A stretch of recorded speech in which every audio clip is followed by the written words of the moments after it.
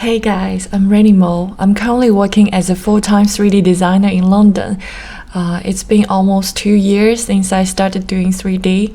Some 4D and Redshift is my main tool, and I also use Marvelous Designer, Substance Painter, DaVinci, etc. from time to time as part of my workflow. Looking back through my journey, I've explored quite a few styles of 3D, from stylized character to abstract forms and photorealistic scenes. One thing stays consistent, which is I love using bright and vibrant colors for my design. So here's a little background by myself and how I got into 3D design. My background might be a bit unusual as a 3D designer. I studied accounting finance in university and worked as an accountant for a year after graduation. But as soon as I realized this is not the right job for me, I decided to quit and take some time to find what I really want to do for my career. So I think that was in late 2020. I started my exploration in web development first, thought maybe I could be a programmer instead. Programming is fun, but I really enjoyed the UX design side of things even more.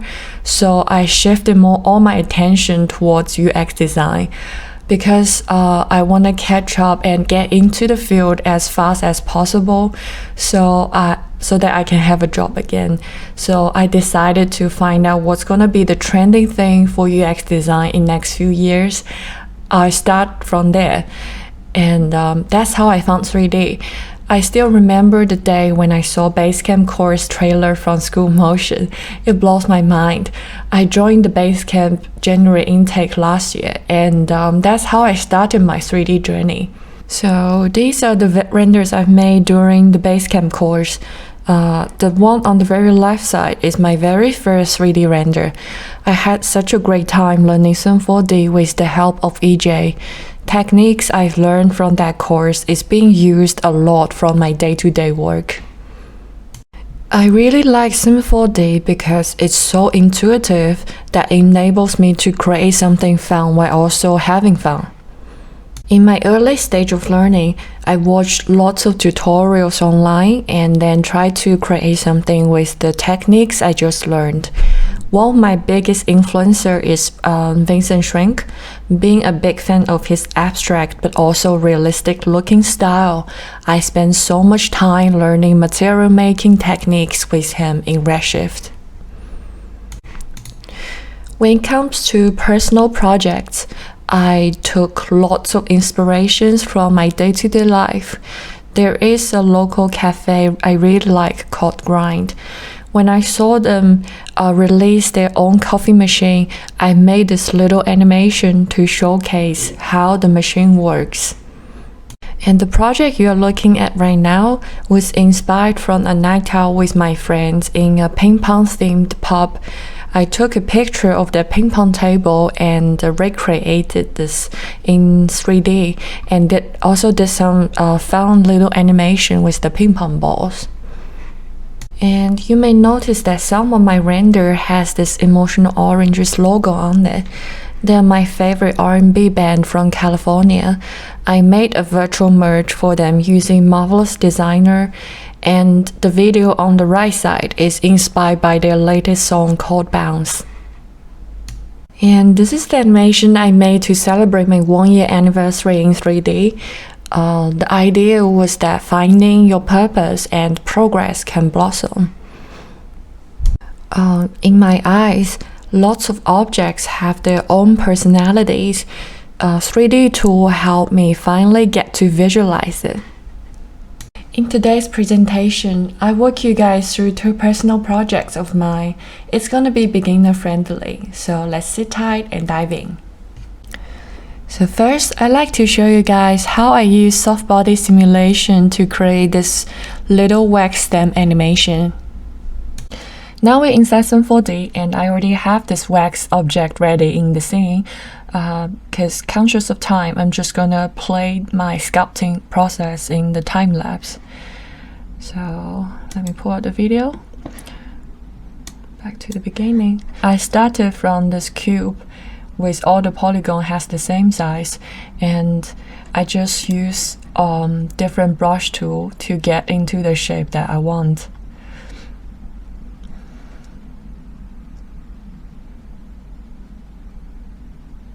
Yeah, roughly like that. And now we're back to Sim 4D. Before we start the simulation, I've used the remesh tool to reorganize the size of the polygon, just to make sure they all have the similar size. So it's gonna have better simulation result later. And what else we have in the scene? So we have this plane on the bottom to act like as a ground. And I have this stamp ready here. It's the y-axis is being keyframed, so it's gonna press down to the wax over time as a collider. Right. So for more clear view, I'm just gonna hide it because we're not gonna render this stamp. So now comes to the fun part. We're gonna add a collider tag to the stamp and the background. Let's go to simulation tag and find collider. Oh, by the way, so the old video was actually made inside the bullet system. But I've heard so many good things about the latest simulation system, so might as well just try to recreate this thing inside the new system.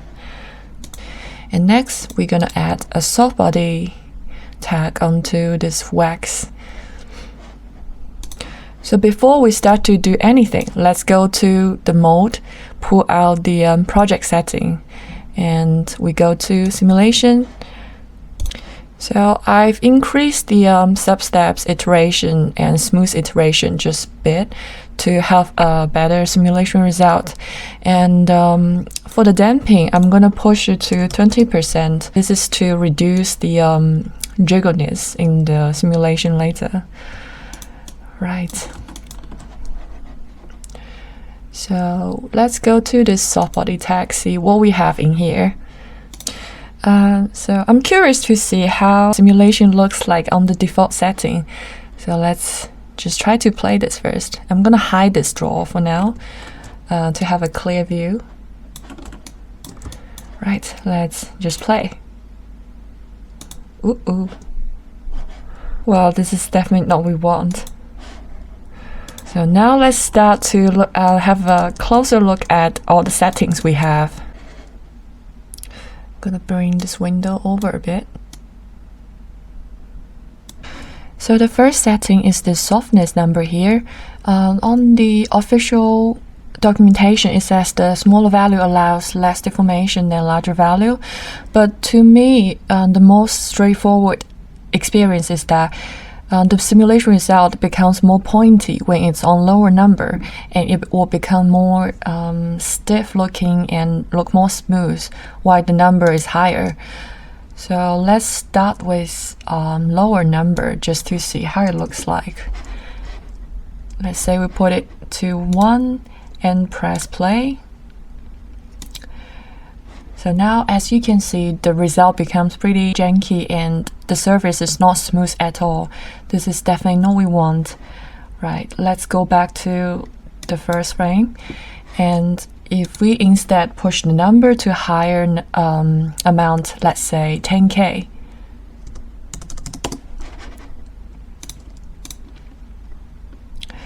This is closer to what we want. But I think overall the simulation around this area could be more stiff, because right now it looks like there's still some air left inside this object here. Let's see what else we have. There is a max pose per point. So the pole is another very important section that may affect the simulation result drastically. It's like an internal spring that will support the object from inside. If we crank out this number, it means per vertices is able to shoot more poles from the point. That means more internal support, and the animation result will look more stiff. So let's try to do the simulation again, see the result. This area is definitely becomes more stiff, and more smoothed out. And we can see how this pole spread by turn on this draw here.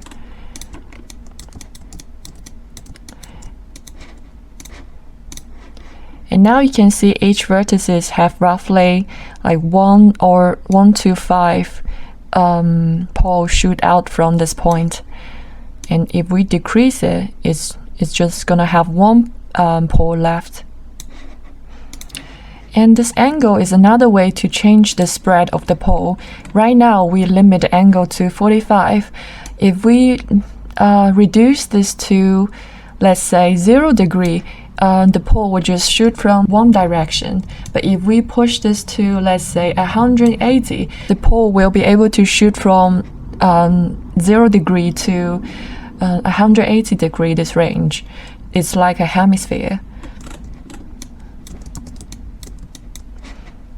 So I think for the soft body simulation, lots of times it's just about push and pull these settings to finally get the results that you want. I'm gonna bring this spread back to 45 and bring this back to 5. And let's turn off this draw for now. Let's take a look. I'm gonna check out the simulation result again. Let's see. So overall, I think it's very close to the result that I want, but I still want this edge to be a bit more sharp. To do that, we can go to the surface section and just to increase the bendiness by a little bit, let's say 0.5, and let's see the result. And now it finally looks like the stamp is being pressed really hard onto this wax. Overall, I was pretty happy with this simulation result. But because we've added a bit of bendiness in the simulation, so if you look at this area, it creates a bit of folding line. To remove this, we can go back to the soft body tag, and if we crank up this spread in the let's bring this back first. I'm gonna turn on this draw, make it closer, and if we want this area look more smooth, we can try to increase the spread, maybe push it to 180, so it will create the spring between, let's say, this point and this point. And now, if we play the simulation again, this area should be a bit more smooth. Right, it's getting better. So this is pretty much about the soft body simulation part. And now I've already opened a pre-made scene with all the lighting and material attached. If we take a closer look at this wax material, I've already prepared a logo PNG plug into the color layer and then put into the displacement channel. So it's gonna be part of the displacement map. But right now, we can't see any logo yet. That's because I put the scale to 0. But if we crank this up, let's say 0.2, so now we can see the logo is showing up. Let's say we're happy with this displacement scale. So now we just need to keyframe the scale. If we want this logo start to appear around frame 20, so I'm just gonna put a keyframe here and let's bring the scale back to 0. And we want the logo being fully revealed around frame 50. And let's just put a 0.2 here and add a keyframe. So now, if we drag through the timeline, we should be able to see this logo is slowly being displaced onto this wax. And here we go. So this is the process of how I made this animation. The second project I'd like to talk about is this Vase morph animation. I'll be covering keyframe animation, pulse morph, vertex map animation. interior lighting in Redshift, material blending using Vertex map, and fixed texture floating issue. So now let's get into the Sim 4D. I have a pretty basic scene setup here, which is this vase in the middle, and it's sitting on the top of this platform here, which is just a cube with some bevel on the edge. So for the camera, I'm using 80mm focal length, and I have two windows open side by side. The left one is for the animation preview, but we'll be mainly working inside this right side window here. And I'm just gonna hide this camera for now to have a more clear view. So we'll start with some keyframe animation. I'll start by creating two nodes. So let's press Alt G, create a node as parent of this vase. So this way they'll have the same axis.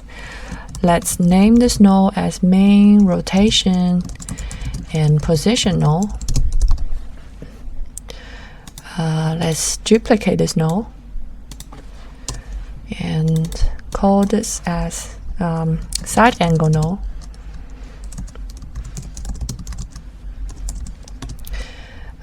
Now let's move the axis of the side angle node to the edge of this vase. So I've turned on this snapping tool just to make it easier. Yeah, it's roughly around here. So the animation will be the vase jumping to the air and fall back to the platform, and it will keep spinning until the bottom fully touched the platform. So let's go to the main node. And oh right, before we start animating, let's freeze all the coordinates, so our keyframe will be easy to read later. And also all the animation will be done inside these two nodes. This is a more procedural way. So if you later, let's say if you want to swap out the vase with any other object, you can do so without having to changing any keyframe. Right. Let's say we want to start our animation around frame 45. So I'm gonna put keyframe here as a starting point. And let's go a couple frames forward. Let's say jump into the air roughly around this height. Let's make it 25. Put a keyframe here and go a couple frames forward and back to the table. So right, super linear movement for now. And let's do some rotation. So when it's reaching the highest point, we're gonna give a bit less than 360. Let's put 345. And when it's back to the floor, so the rotation will continue, but it just won't as much as before. So let's put roughly around 410. Right. To add some realism to this animation, I want to add some tilt effect when it's jumping to the air. So that's why we need this side angle node. So let's go to the beginning and put a keyframe on, I think it's the pitch, right? It's the pitch. And when it's, let's go a couple frames forward and we put roughly 10 or maybe 12 degree here.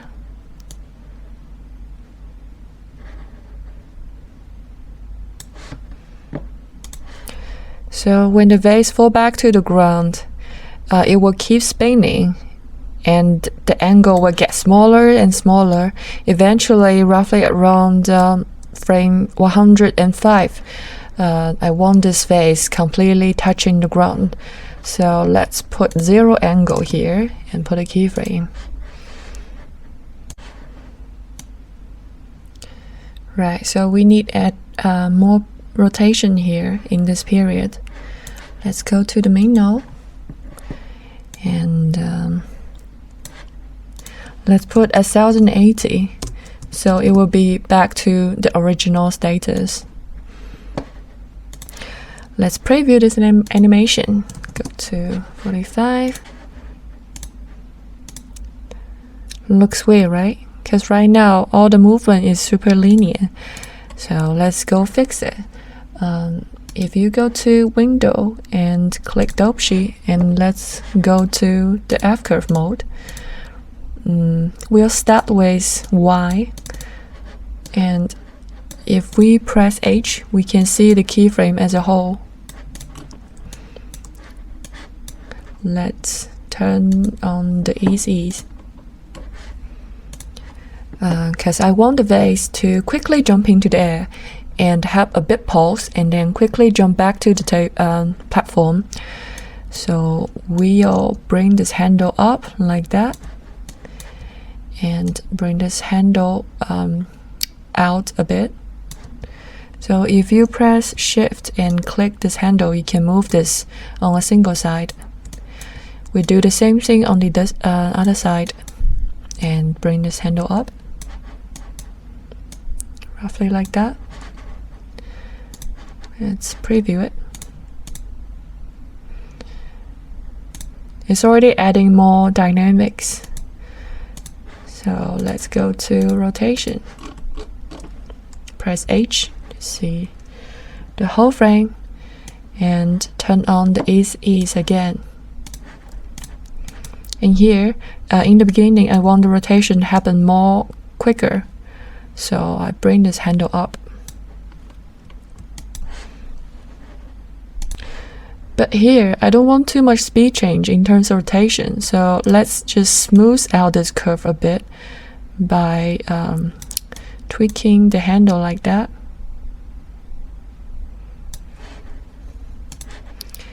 And I want the rotation eventually slow down when it's approaching the end. So let's just move this handle out a bit.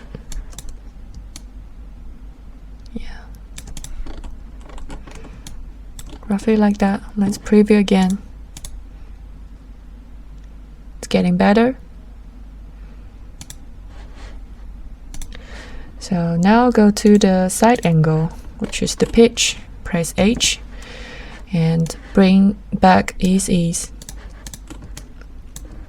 Again, we want more angle change in the beginning, so bring up the handle and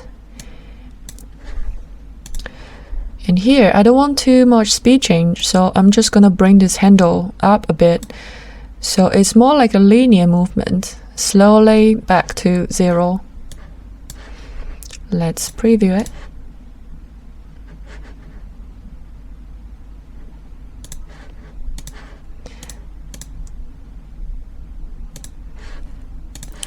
It's looking nice.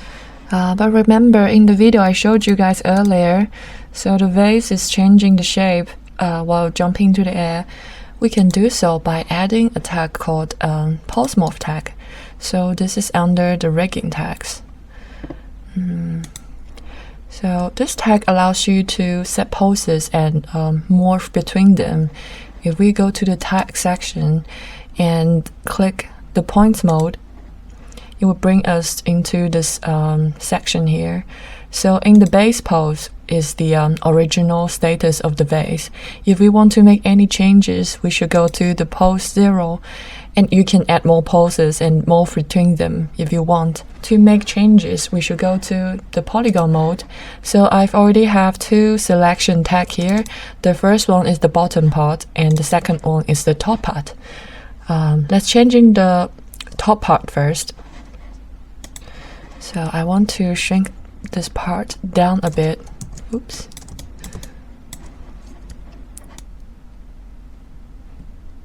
Roughly like that. And shrink on the y-axis as well. Okay. And now to the bottom part. So bottom part, I'm gonna shrink that down too. And make it a bit longer. So let's bring this up and bring the top up as well. Right, roughly around here. So now the pulse morph is gonna record this this status change. And if we go to the animate mode, let's drag the slider, and now you can see it's morphing between the two poses. I'm gonna go back to the model mode, and let's set some keyframe. So the animation start from frame 45. Let's put a keyframe here, so the vase will be in original status. So let's put 0% here. And when it's jumped into the air, roughly around, I remember it was 57, frame 57, it's reaching the highest point. Let's bring the slide to 100%, put a keyframe here, and when it's drop back to the platform, I'm gonna put 0% back here. Yeah, let's preview it.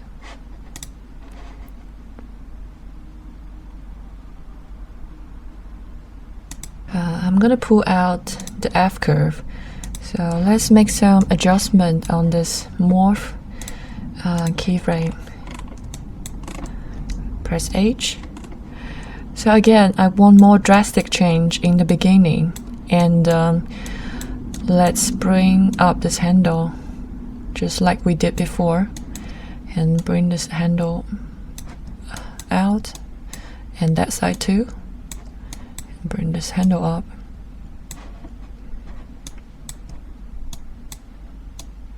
So this way the morph animation is more aligned with the keyframe animation. Right.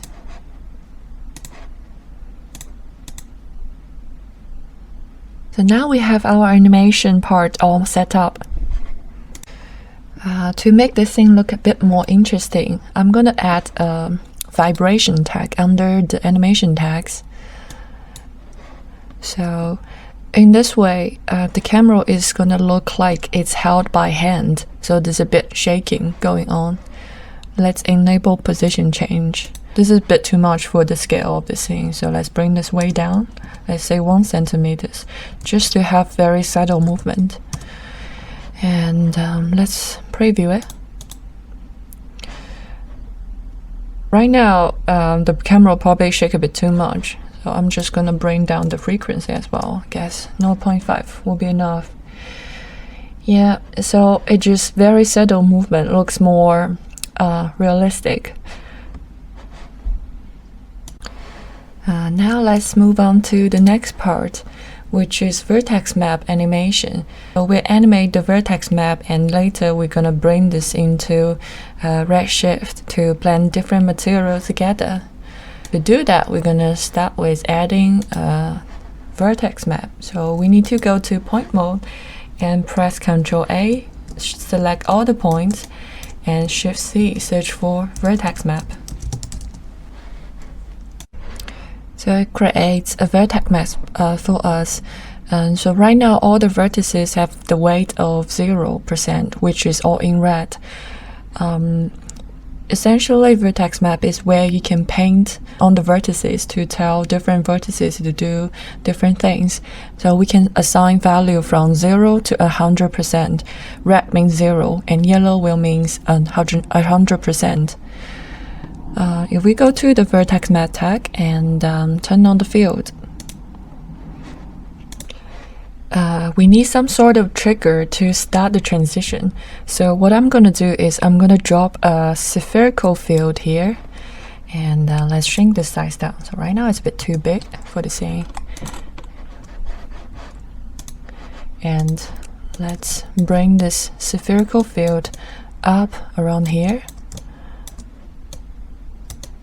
As you can see, wherever it's being touched by this field, it will turn into yellow. So I want the transition roughly start on the upper left corner here. So what I'm gonna do is I'm gonna, let's say our animation transition start from the frame 0. So I'm gonna put keyframe here and go just a couple frames forward. Let's make this field go down.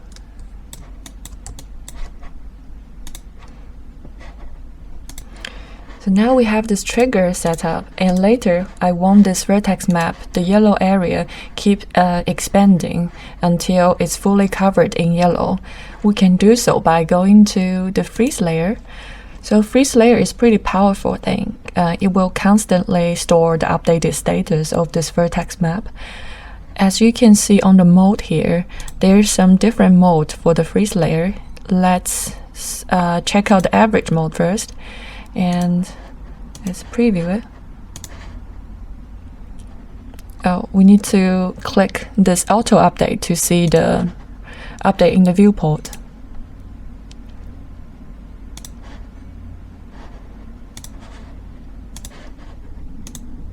If we bring up the radius, as you can see, the whole area slowly turned into the yellow, but this is actually not what we want. So the average mode, it's like a compound blur effect, recorded frame by frame. But what we want is actually for the yellow area keep growing. To do that, we can go to this grow mode. And let's preview it. Oh, right now the radius is probably too much for the thing. Let's bring this way down. Still too quick.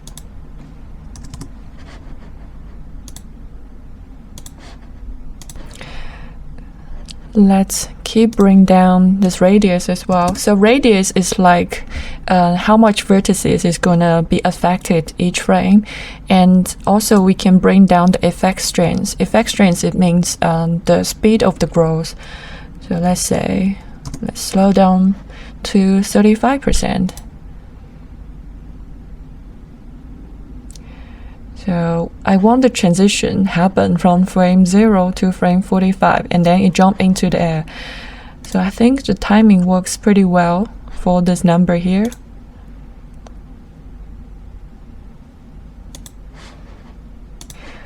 To make the transition look a bit more interesting, we can also bring in a random effect,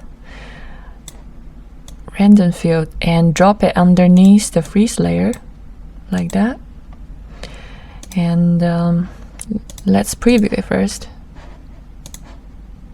Let's bring down the scale. As you can see, it helps to break up the pattern a bit. And here we can also choose different noise based on your preference. So I like to use box here, and let's see. Maybe the noise is a bit too small. Let's bring up the scale. Yeah, rough it like that. Let's see what else we have here.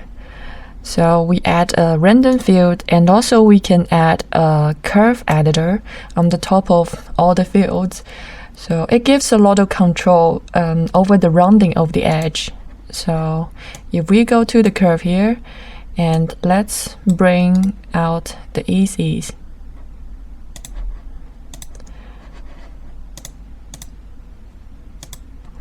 For example, if I drag the curve like this, it will make the edge look a bit more sharp.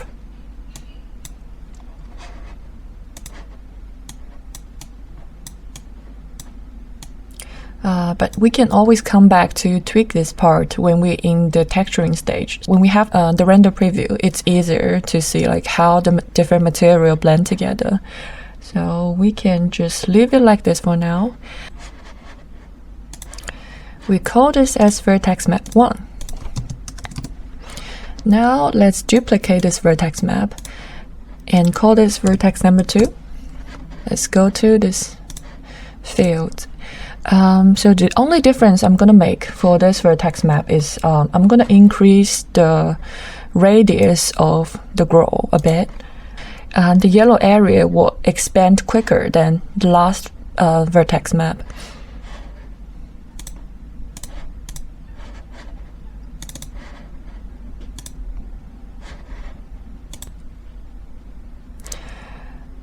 So if you find yourself stuck in the yellow, you probably need to go to the layer control and just clear freeze layer. It will just back to normal.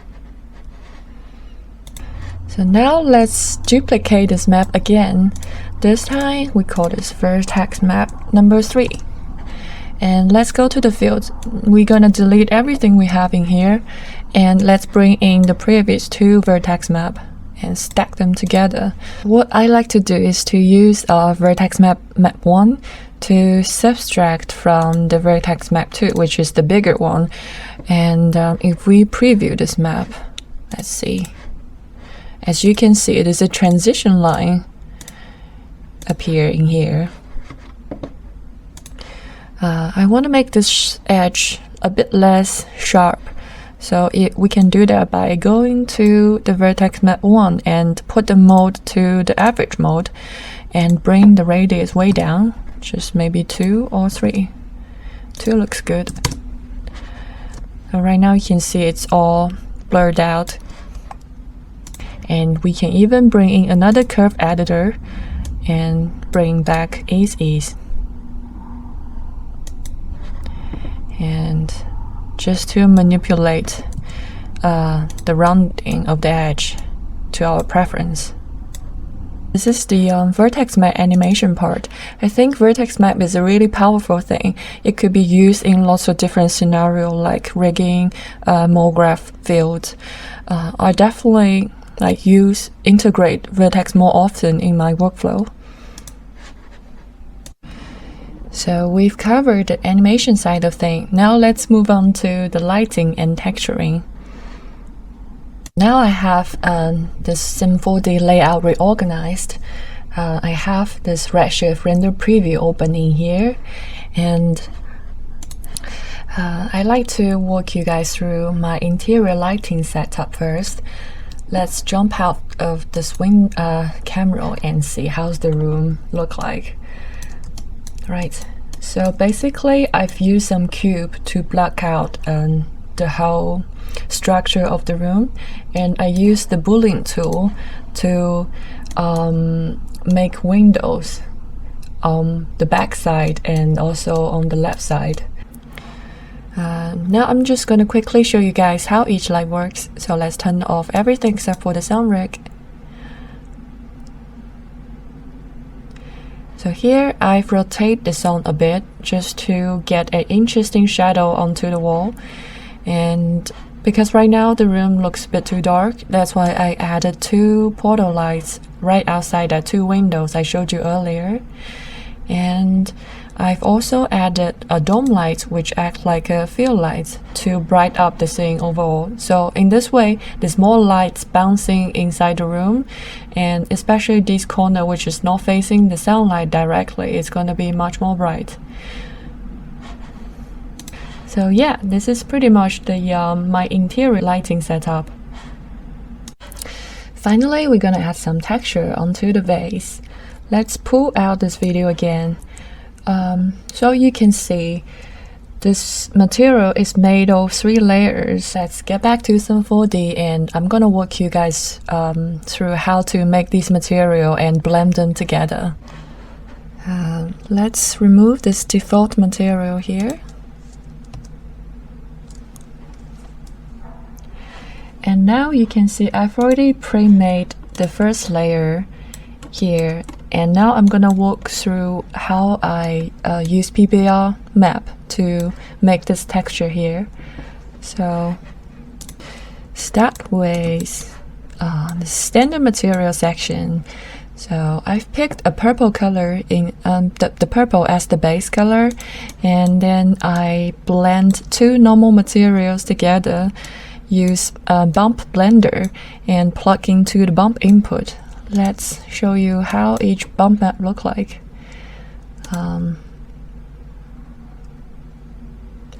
So the first bump map is more like clay texture, and the second one is just lots of little small scale noise, because now the surface will be perfectly smooth and flat. That's why I add this noise just to add a bit extra detail. And except for the bump map, I also have 2 roughness map. So the first one is more like a lot of fingerprint, because when you're making the clay pot, it's easy to get your fingerprint on there. And the second one is more like a surface imperfection. And I use this ramp node here to control the spread of grayscale. For example, in here, if you push these two sliders very close, it's gonna increase the contrast of this normal roughness map. If we bring this slider back here, and as you can see, there's definitely less contrast between black and white area. Let's bring this back. And I use this color layer node to blend these two maps together. And this different blending mode you can pick from. Here, I think the screen mode works the best.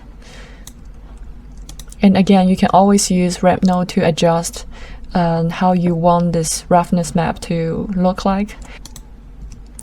So now our texture have different level of roughness on this vase.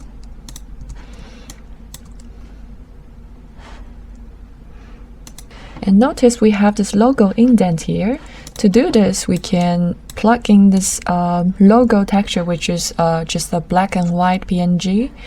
And if we plug this into the color layer and set the base color as white, then if we plug into the bump map and then add into the bump blender, as well as into the displacement channel, so this way you can see the logo detail on this face.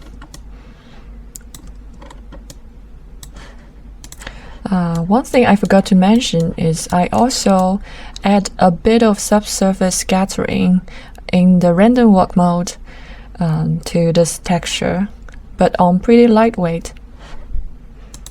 This is the first layer of the material. Now let's go to make this the pinky layer first. We're gonna duplicate this standard material, and let's plug this bump map into this material as well, and roughness map as well. Let's press C to preview this material. Right now we should see the same result. And let's make some color change. You can see here for this pinky layer, I've used a bit of the noise in the diffuse channel, and the noise is actually animated.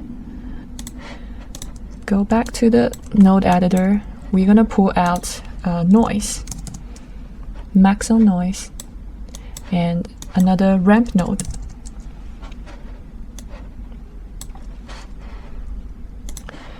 The noise I use in the scene is this one, Rainie.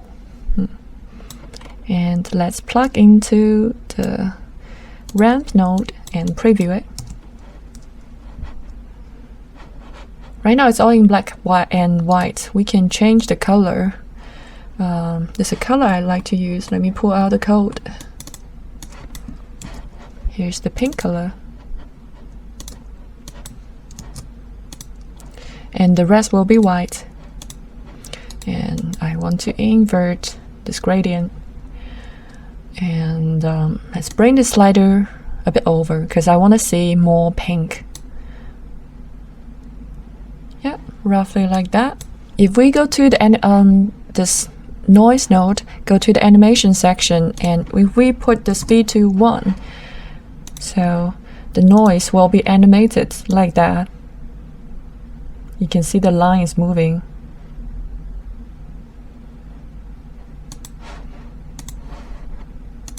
But remember, the subsurface scattering color is still in purple. To change it, we can just plug this node into this subsurface color. And let's preview it.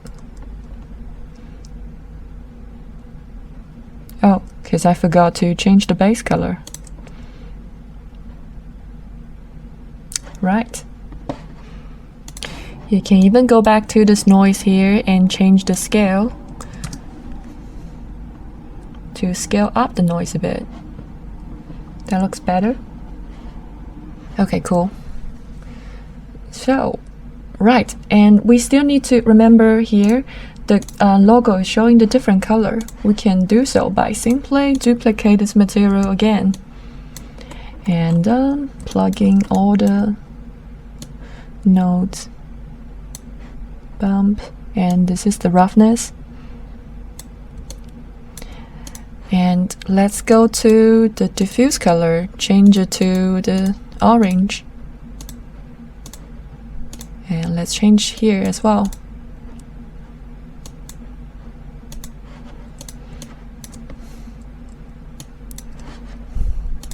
To blend these two materials together, we need to pull out a material blender.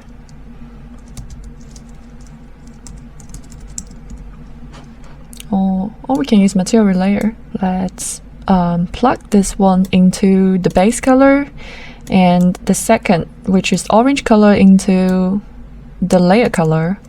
And now let's plug this logo into the layer mask. Let's bring this over here and go to layer mask. Let's preview it.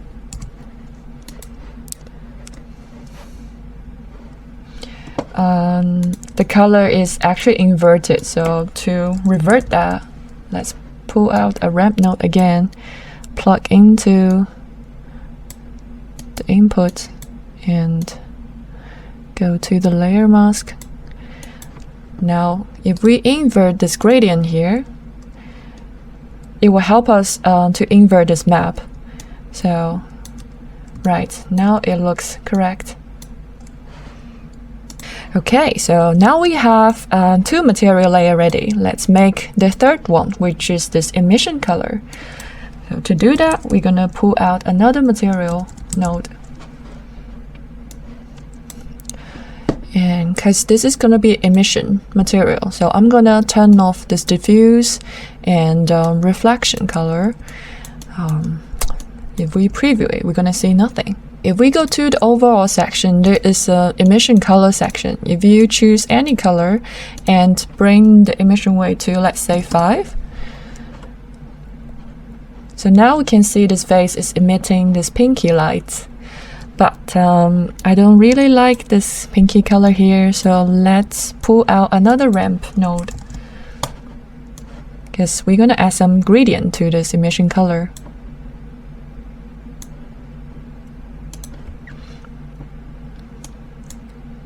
And if we go to load preset, let's pick maybe this purple gradient, but there's too many color in this area. Let's just take out these ones and bring this over so it's more evenly spread.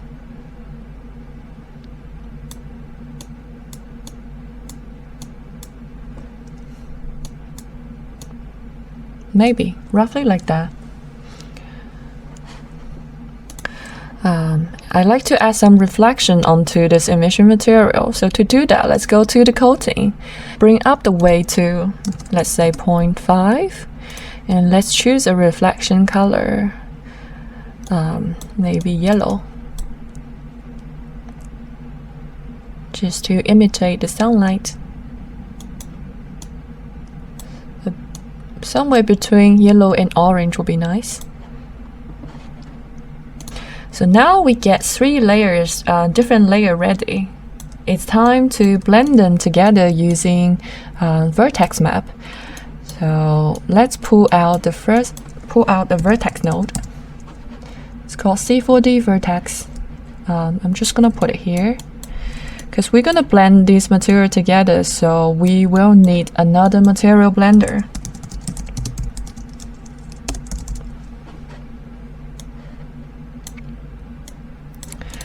First one will be, we're gonna blend this purple and pink color together.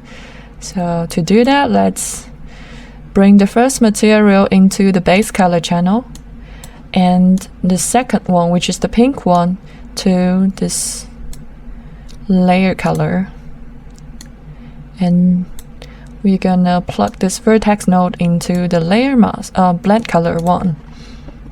And let's turn on the additive mode. Preview it. Oh, we don't actually want editor mode. Right now we don't see any difference because we didn't really plug in the vertex map here. So let's bring in the first one.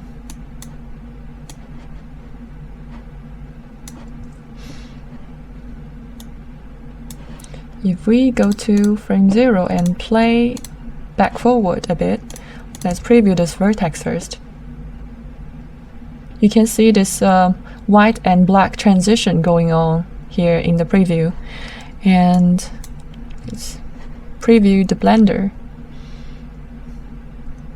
Now you can see the transition between pink and purple.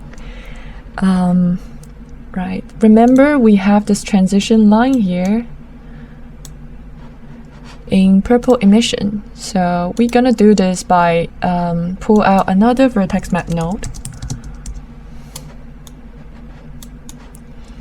So this time we gonna plug this emission color into the layer color 2.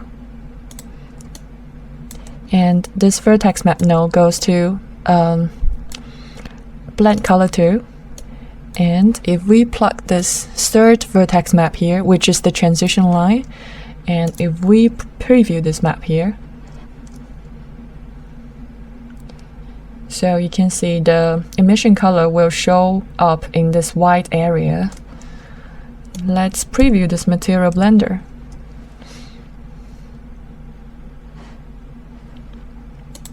So now you can see this interesting color highlight between the purple and pink material. But remember, in this video here, there's a bit of tie-dye effect in the transition. To do that, we can introduce another node called scalar ramp. Now, if we plug this third vertex map node into this input, and let's preview it first. If I bring back this ease, so if you control and left click, you can create extra point here, and let's just create more points.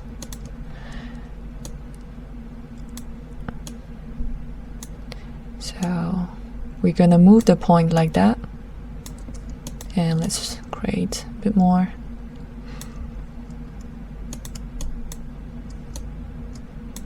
So in this way, you can see there's some repetition on the pattern here going on. And there's an adjustment section here, which can break up the pattern even more, bring in some extra noise into this area. To do that, we can just increase the noise amount.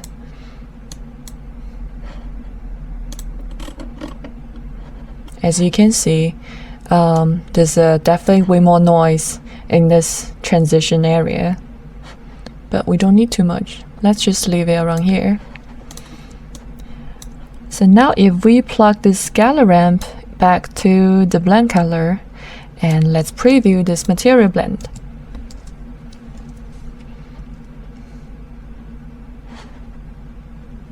So now we finally blend all 3 materials together using 2 vertex map and using the scalar ramp to increase this noise amount in this middle part. It's more like a tie-dye effect. And I'd like to show you guys the texture floating issue I've encountered during the process. As you can see, the material, this logo material, is floating downwards. This is caused by the pulse morph we did earlier. To fix this, we can simply go back to the frame 0, where we want this logo material to be. And if we go to the vase and press Shift C, let's search for pink material. And go to the tag, we can press record. So in this way, it will remember the location of this logo. So later, even when it's jumping to the air, this logo will stay in the same location. Yeah, we've walked through pretty much every aspect of this project, from animation, texturing, and lighting. This is end of my presentation today. Thank you for watching. If you guys have any questions, feel free to reach out. You can find me on Instagram as I Got You Club. And of course, thanks to Maxon for having me today.